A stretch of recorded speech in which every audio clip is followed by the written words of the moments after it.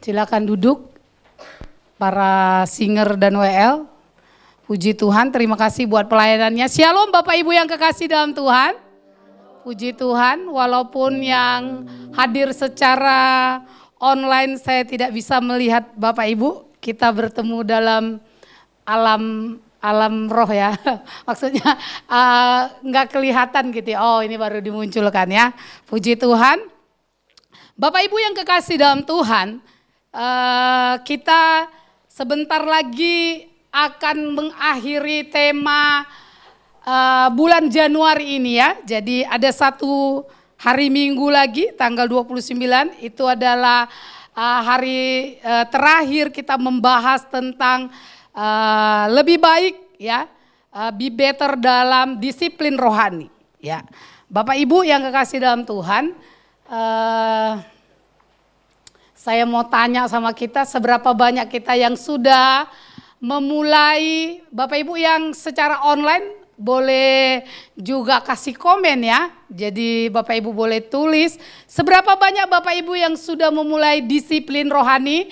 Kalau nggak salah Bapak Timothy ya yang mengkhotbahkan ada list disiplin rohani. Itu juga boleh ditambahkan ya, apa aja yang Bapak Ibu mau, yang kita rasa dalam kehidupan kita yang perlu ditambahkan dalam kehidupan kita, atau yang perlu kita bangun dalam kehidupan kita. Seberapa banyak Bapak Ibu yang sudah memulainya? Memulai lebih baik dalam berdoa, dalam membaca firman ya, di dalam apalagi ya, di dalam memberi, di dalam penginjilan, di dalam puasa, di dalam keheningan, di dalam hidup sederhana, di dalam ibadah kita. Ya, saya berharap Bapak Ibu kita bersama-sama boleh segera melakukannya di dalam kehidupan kita. Ya, jadi tema saya hari ini adalah action. Ya, sorry saya tadi sudah bikin PPT ternyata ada kesalahan. Ya. Jadi PPT-nya tidak bisa ditampilkan ya Bapak Ibu ya. Hari ini tema saya adalah action. Saya mengapa saya pilih tema action ini adalah action, tahu ya Bapak Ibu ya, satu tindakan atau langkah ya yang harus kita lakukan dalam kehidupan kita.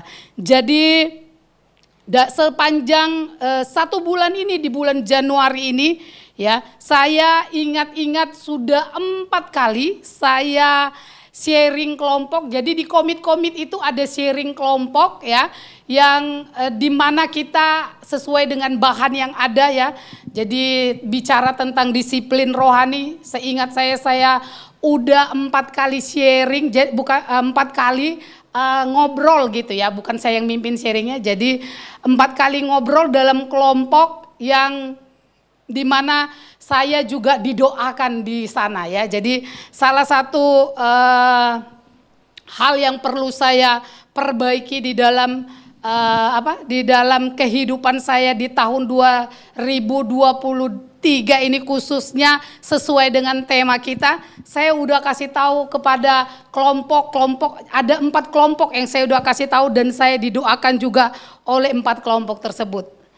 Bapak Ibu, 1 minggu yang lalu Tuhan itu bicara sama saya, dia bilang begini, kenapa saya ambil tema ini? Tuhan bilang begini sama saya, kamu sudah 4 kali cerita di kelompok dan 4 kali kamu didoakan, kapan kamu segera untuk melakukan, bertindak untuk segera melakukan apa yang kamu rindukan, langkah apa yang ingin kamu perbaiki dalam disiplin rohani. Itu yang menegur hati saya. Roh Kudus berbicara kepada saya, jangan hanya ini adalah sebuah wacana, sebuah pengumuman, sebuah hal yang kita terima dalam kehidupan kita, tapi tidak pernah akan mengubah kehidupan kita. Malam hari ini saya mau bersama-sama boleh munculkan ayatnya. Ayat ini adalah ayat yang sangat memberkati saya Bapak Ibu, mari kita mau membaca firman Tuhan ini ya. Kita sama-sama baca firman Tuhan ini 1, 2, 3. Tetapi hendaklah kamu menjadi pelaku firman dan bukan hanya pendengar saja. Sebab jika tidak demikian, kamu menipu diri sendiri. Bapak Ibu, ayat ini yang datang kepada saya waktu saya sudah 4 kali diskusi dalam sharing kelompok komit dan 4 kali saya didoakan. Firman Tuhan bilang, tetapi hendaklah kamu menjadi pelaku firman dan bukan hanya pendengar saja. Kita sudah dengar khotbah yang bagus-bagus mulai dari minggu pertama Bapak Ibu. Belum lagi di dalam jam-jam doa encounter night ya. Apalagi minggu yang kemarin tuh bagus banget Pak Agus menyampaikan firman Tuhannya. Sebagus itu Bapak Ibu, mari apakah kita sudah mencentang dari semua list yang kita rindukan, yang kita minta teman kita doakan. Apakah kita sudah melakukannya dalam kehidupan kita? Tuhan mau kita melakukan action, melakukan tindakan yang nyata dalam kehidupan kita. Jangan sampai apa yang kita dengar, apa yang didoakan oleh teman-teman kita kepada kita. Contohnya ya Bapak Ibu ya, saya mau beribadah tahun ini lebih sungguh-sungguh lagi. Baru dikasih tahu, baru didoakan, saya mau ibadah lebih sungguh-sungguh lagi. Minggu besok ya udah gak kelihatan ibadah. Kenapa alasannya? Rintik-rintik hujan. Saya gak ada payung di rumah katanya. Bapak Ibu, alangkah naifnya, alangkah menyedihkannya kalau ini hanya sebuah hal yang menyenangkan di telinga kita, menjadi sekedar pengetahuan di dalam kehidupan kita. Mari kita mau bersama-sama melakukannya di dalam kehidupan kita.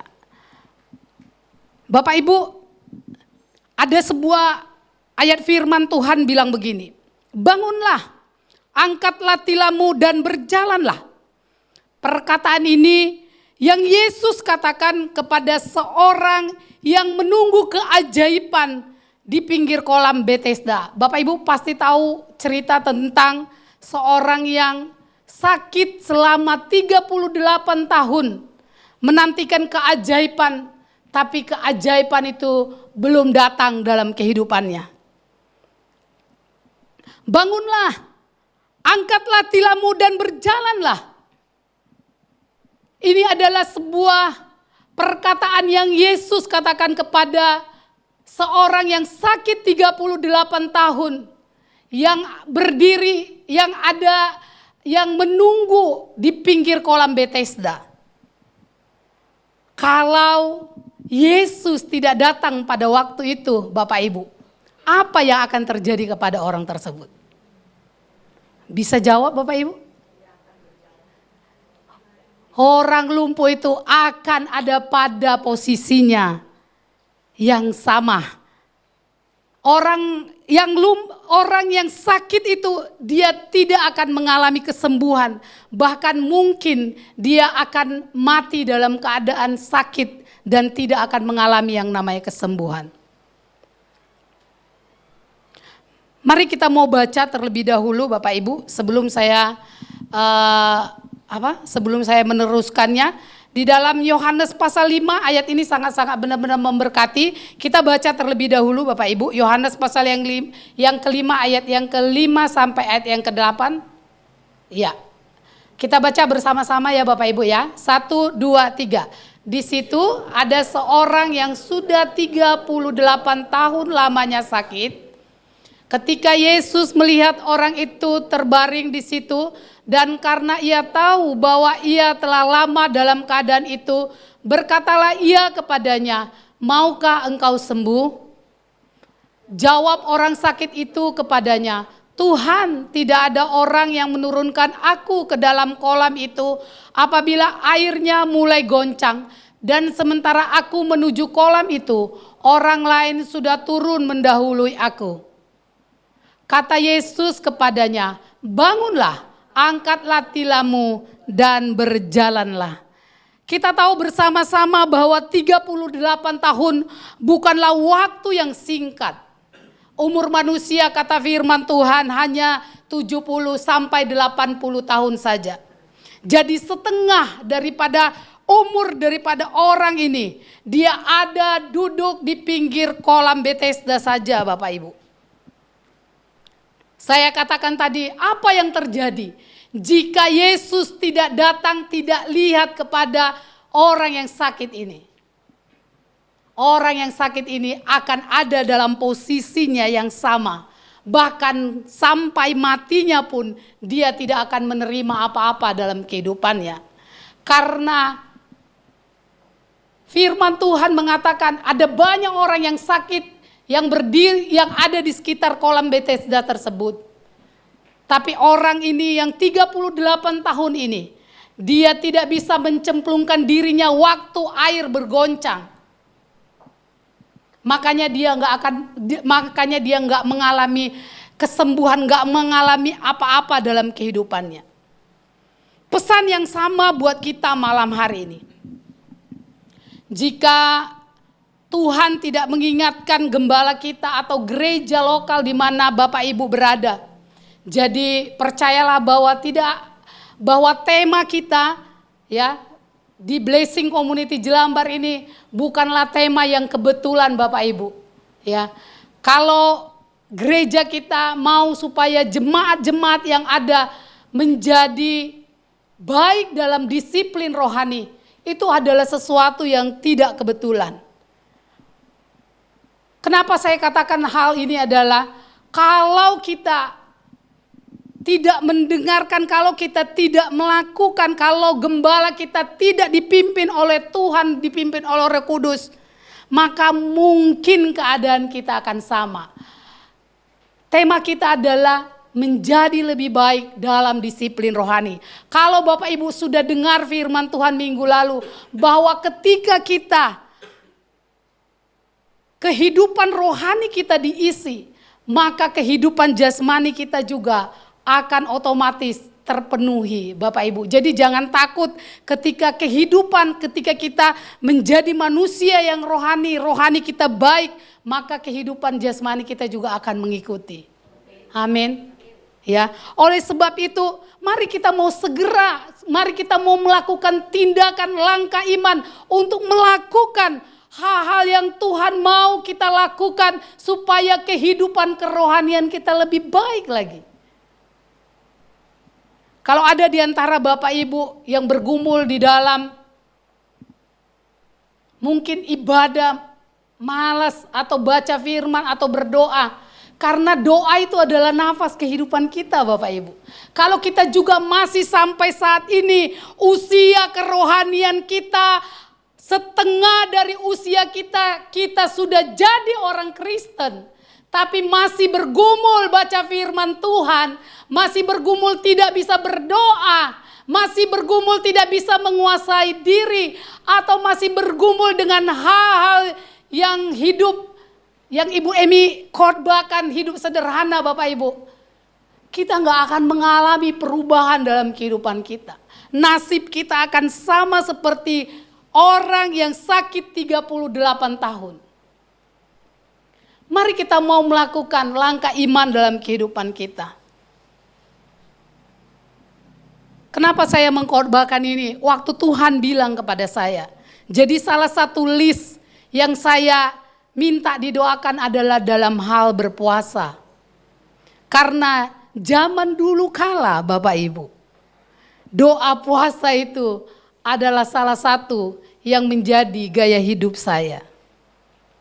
Jadi mulai dari keluarga saya memang terlahir dari keluarga hamba Tuhan. Jadi hal doa puasa itu menjadi hal yang biasa. Apalagi setelah saya sekolah Alkitab di sini di ITK, malah kita sering banget doa puasa. Saya masih nggak melakukan doa puasa sampai hari ini, masih Bapak Ibu. Tapi buka puasanya itu lebih cepat, seolah-olah hanya menahan lapar saja Bapak Ibu. Jadi apa yang mau saya katakan ini ini adalah sebuah, apa yang saya khotbahkan ini adalah sebuah hal yang sedang saya praktekkan dalam kehidupan saya. Jadi bukan sekedar saya mau bilang, oh saya sedang melakukan doa puasa. Tapi ini adalah tantangan iman ketika Tuhan berbicara kepada saya. Dan hal inilah yang ingin saya sampaikan kepada kita jemaat Blessing Community. Mari kita mau melakukan disiplin rohani yang Tuhan minta kepada kita. Yang kita tahu apa yang harus kita bangun, apa yang harus kita perbaiki dalam kehidupan kita. Tentunya kita pribadi masing-masing tahu apa yang perlu diisi, apa yang perlu dibangun di dalam kehidupan kita. Mari Bapak Ibu yang kekasih dalam Tuhan, pesan buat kita yang ada saat malam hari ini, bahwa mari kita mau melakukan tindakan-tindakan disiplin rohani yang Tuhan mau kita lakukan hari-hari ini. Jadi hari ini adalah hari kelima saya melakukan doa puasa Bapak Ibu. Saya tahu saya mesti mengurus anak saya harus jadi ibu rumah tangga, saya harus juga ngantor, dan saya juga harus pelayanan. Tapi ini sebuah challenge rohani buat kehidupan saya. Jadi apa yang saya katakan bukan hanya sekedar isapan jempol Bapak Ibu, dan saya juga mau menantang kehidupan kita. Kita masing-masing berbeda challenge rohaninya Bapak Ibu ya. Jadi kalau saya ditantang sama Tuhan, sampai kapan saya akan berpuasa? Sampai saya merasa saya sudah berkemerdekaan, mengalahkan yang namanya keinginan saya untuk makan. Bukan salah makan Bapak Ibu, tapi ini adalah sebuah challenge rohani buat saya, yang saya juga mau bagikan kepada Bapak Ibu. Pertanyaannya, sudah enggak buat kita masing-masing? Berapa lama kita ada dalam kondisi seperti orang yang 38 tahun ini? Mari kita mau melakukan hal-hal yang luar biasa. Karena apa? Karena Tuhan memberikan kemampuan buat kehidupan kita. Tuhan memberikan kita sesuatu yang luar biasa yang Tuhan taruh dalam kehidupan kita. Jadi Bapak Ibu, kalau challenge rohani ini sudah saya lakukan hari yang kelima. Mari kalau saya bisa, Bapak Ibu juga akan bisa, amin. Yuk berdoa kalau Bapak Ibu susah berdoa, kalau Bapak Ibu susah merenungkan firman Tuhan. Yuk kita mau kasih semangat buat diri kita. Kita mau bilang setiap hari Bapak Ibu, saya bilang gini sama Roh Kudus. Roh Kudus tolong saya ya. Kuatkan saya, berikan saya kemampuan agar saya enggak buka puasa jam 12. Kalau namanya buka puasa jam 12, itu namanya nahan lapar doang. Tapi luar biasa Bapak Ibu, saya dikasih Tuhan kekuatan. Mari kita mau bersama-sama juga menantang kehidupan kita, supaya kehidupan kita mengalami perubahan, mengalami hal-hal yang lebih baik lagi. Amin. Bapak Ibu yang kekasih dalam Tuhan, seberapa banyak kita yang membutuhkan keajaiban Tuhan. Keajaiban Tuhan akan terjadi ketika Tuhan melihat kita juga mau membangun kehidupan rohani kita. Amin. Ketika kita mau juga membuat kehidupan rohani kita menjadi lebih baik lagi dalam kehidupan ini. Karena firman Tuhan bilang, manusia itu enggak hidup hanya makan saja. Tapi kata firman Tuhan, manusia bisa hidup karena firman Tuhan saja. Kita jangan bilang kalau kita enggak melakukan hal-hal yang rohani, saya masih bisa hidup. Memang benar Bapak Ibu. Tapi ketika kita melakukan hal-hal yang rohani, memperbaiki kehidupan rohani kita, itu akan berdampak kepada kekekalan. Karena di dunia ini adalah hanya sementara. Nanti kehidupan kita yang sebenarnya adalah di dalam kerajaan surga. Ada dua hal makna dari mari kita mau bangun angkatlah tilammu dan berjalanlah. Yang pertama adalah kalau kita mau mengalami yang namanya, kalau kita mau bergerak, kalau kita mau melakukan satu tindakan rohani dalam kehidupan kita, Bapak Ibu, Tuhan katakan bahwa ada keterlibatan daripada setiap kita, ada peran dari setiap kita agar kita bisa menerima yang namanya keajaiban yang dari Tuhan. Ketika kita mau terlibat, ketika kita mau mengangkat tilam kita, ketika kita mau bangun, ketika kita mau berjalan, ketika kita mau action, Bapak Ibu, harus ada yang namanya peran dari kehidupan kita pribadi lepas pribadi. Ya, kehidupan yang lebih baik kita akan bisa terima ketika ada peran dari setiap kita masing-masing.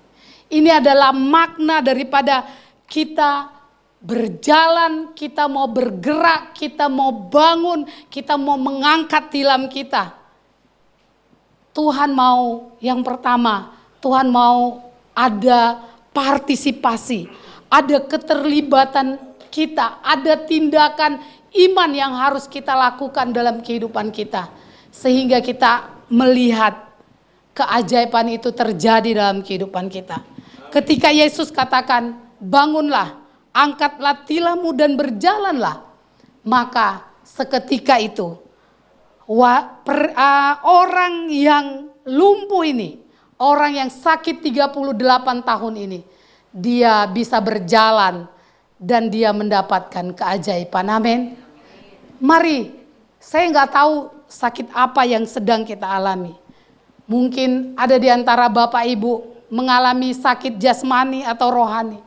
Tuhan mau, kalau engkau mau mengalami keajaiban, kalau engkau mau mengalami mujizat, yuk mari kita mau melakukan tindakan iman. Kita mau berjalan, kita mau bergerak, kita mau action. Bukan dengan kekuatan kita, tetapi dengan kekuatan dari yang datang daripada Tuhan. Amin.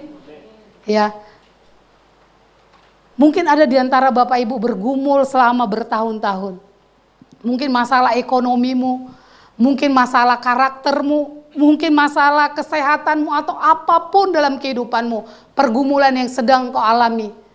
Mungkin salah satunya harus ada hal disiplin rohani, hal rohani yang harus kita perbaiki dalam diri kita. Ya. Sehingga kita melihat terobosan, sehingga kita melihat kuasa Tuhan bekerja di tengah-tengah kehidupan kita. Amin. Amin. Hal yang kedua adalah makna daripada bangunlah, angkatlah tilammu dan berjalanlah. Ya, Bapak Ibu, Tuhan mau supaya kita mentaatinya. Amin. Jadi apa yang sudah khotbahkan, apa yang sudah disampaikan kepada kita, Tuhan mau, yuk kita mau menjadi pribadi-pribadi yang taat. Jangan keraskan hati kita, amin. Ya, jangan tunggu tarso nanti aja Tuhan.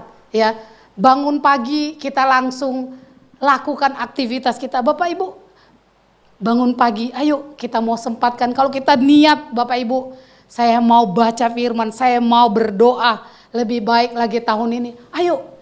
Jangan hidupkan handphone kita, atau jangan Bapak Ibu bergerak sebelum kita berdoa atau baca firman.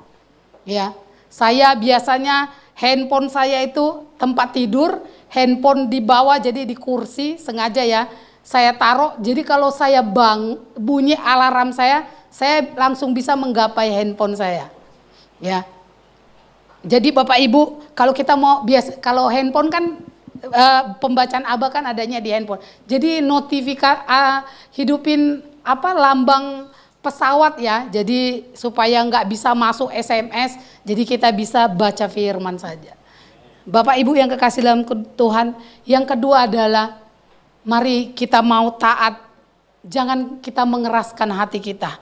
Ya, kita mau melangkah, kita mau melakukan tindakan. Ya, supaya kita melihat kehidupan kita mengalami perubahan demi perubahan. hal inilah yang ingin saya sampaikan kepada kita semua, jemaat Blessing Community yang ada, baik yang ada di Taman Surya, yang ada di Batam, yang ada hadir secara onsite maupun online. Yuk kita mau bersama-sama melakukan tindakan, yaitu kita mau melakukan tindakan disiplin rohani. Sebentar lagi ya, tinggal 2 hari lagi, tanggal 31, berarti 4 atau 5 hari lagi Bapak Ibu, tema disiplin rohani akan segera berakhir dan kita masuk kepada tema yang berikutnya. Mari kita mau mulai mempraktekannya dalam kehidupan kita. Kalau hari ini firman Tuhan Bapak Ibu dengarkan, mari jangan keraskan hati kita. Kita mau melakukannya. Karena apa? Karena Tuhan pasti memberikan kita kemampuan. Ada partisipasi yang harus kita lakukan. Ya, ada tindakan dari kita.